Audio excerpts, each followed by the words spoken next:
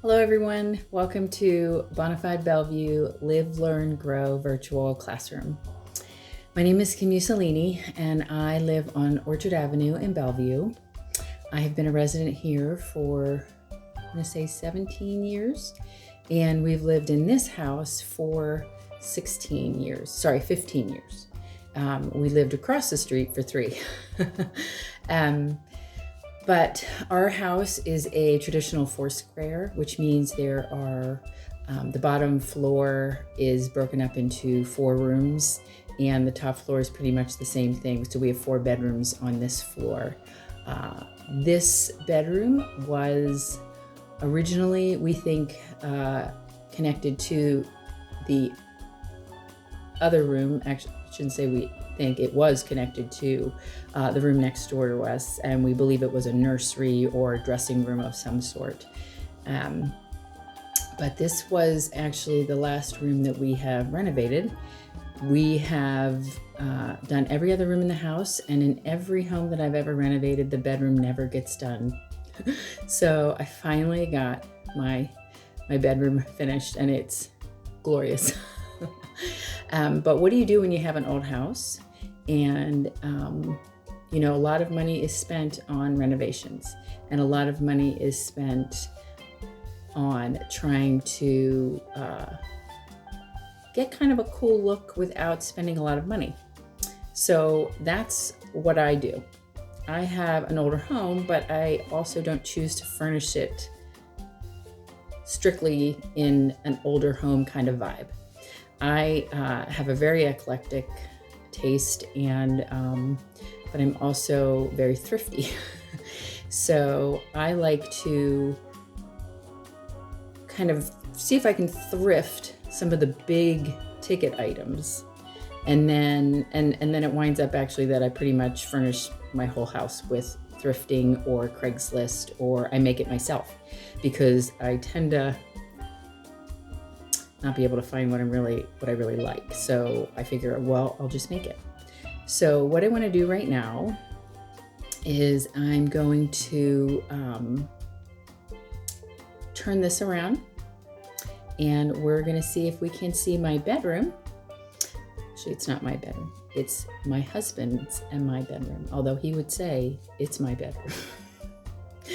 But you will see on some of the previous pictures how gloomy and old and dingy it looked. So my idea for this room was to really make it bright, because we get really good light in here. And normally most of my house has a lot of color. I am not afraid of color, but for whatever reason, this room just seemed like I really wanted to go bright and colorful in a different way. So I added color through accessories. So we're going to take you on the tour. So this is the hallway door. This would be leading in. So I'm going to kind of just scan around the room initially to give you an idea of what this looks like on the whole, and then I'll kind of give you some feedback and some more detailed information about the room. This was our original closet, the only one we had in the room. And then we added this closet. And over here was where the door was, actually, between the two rooms. So I'm gonna kind of start over here. And most of the things on my bureau are thrifted. The bureau's thrifted, the lamp is thrifted, the actual mirror came with the house. We found it in the basement, and I loved it so very much. So I wasn't a big fan of the mirror that came with the bureau. So I would say when that happens, you don't have to be married to that, and you actually shouldn't be. It actually looks cooler when you kind of mix things up. So I had found the lamp and the shade separately, but put those two together. I like decorating with a lot of natural elements, so whenever I can find really cool sticks, I just pick them up and bring them home. I'm like a little kid that way. So found some interesting ways to display your jewelry. If you have fun jewelry, put it on your wall. You know, it acts like a piece of artwork. And when you have big, tall ceilings like we do in these old houses, you have a lot of space to fill. And so you can see I am still not done. I have this whole section to do, but that is kind of the beauty of putting a room together, is when you take your time and add things slowly, the room can actually look pretty more like you and less like a store display. So so that's the bureau. Then we're going to come around to my fireplace, which I absolutely adore. That screen that was in it, actually found at Home Goods, and the nice thing about it was it did fit perfectly. The only reason I knew it fit perfectly is because I take my measurements with me everywhere. I measure everything that I'm looking for, and then I put them in my purse and I keep them there, so that when I do come across something, I can just pull it out, and I have a little paper tape measure, and then I can measure and see if it'll work. And it did work perfectly. And it, you know, once I had that, everything kind of came together.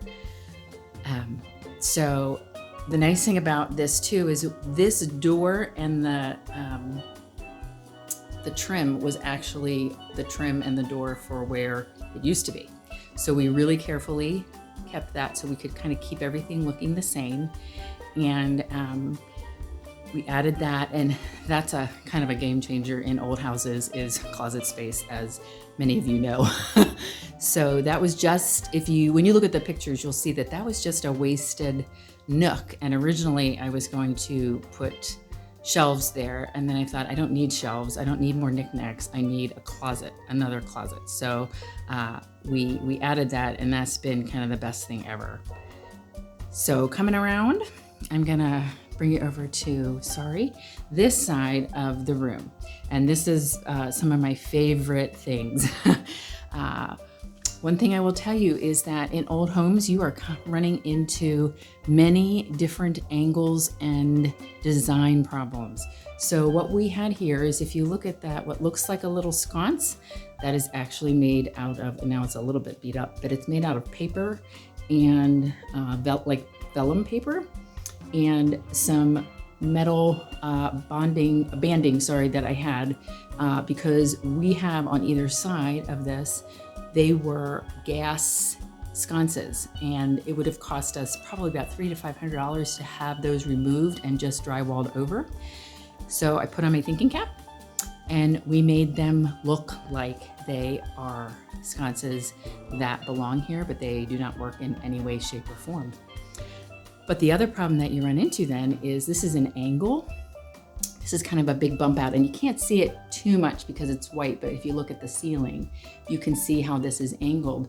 So putting curtains on both sides of the window was not gonna work, only because this is a brick house, so it's really difficult to drill into brick to hang curtain rods. So this is actually hung from the ceiling, because that was just a better solution. And the curtain rod is just electrical conduit with napkin rings on the end, because that literally costs about $4. The reason that I do that almost exclusively in my house is because we have really big windows. So curtain rods are expensive.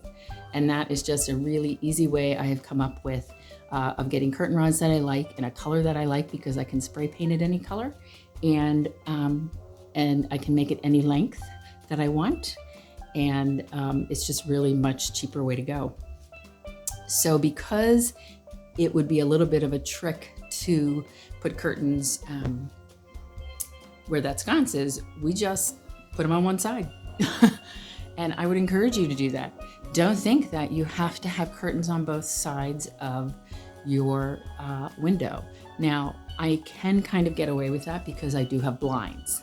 So, sometimes you might not have that option, but get creative in terms of how you want to decorate and, finish out your windows. I include plants everywhere. It just gives you some light and life in your spaces. So definitely, if you can include plants. So those are real. those are fake. But get good fake ones too, I'm gonna tell you, because having a little bit of greenery all around the room is really super nice. And just adds, again, a nice life to your room. So this wonderful rattan shelving unit, which this is probably my favorite thing in the whole room, I got off of Facebook Marketplace for like $40. And I just adore this.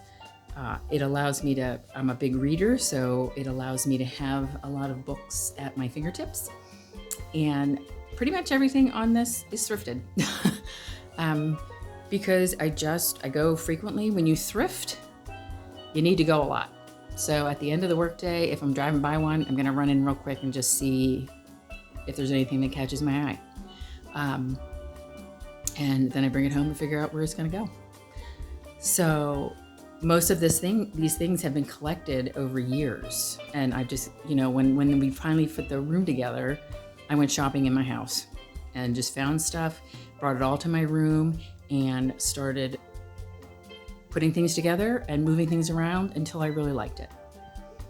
So if you come over here, then the last little bit is our bed.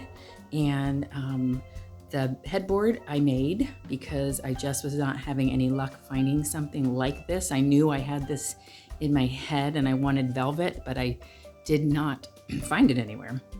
So I'm a pretty heavy DIYer. I'm pretty comfortable with tools, so that allows me to do a lot of what I do in my house.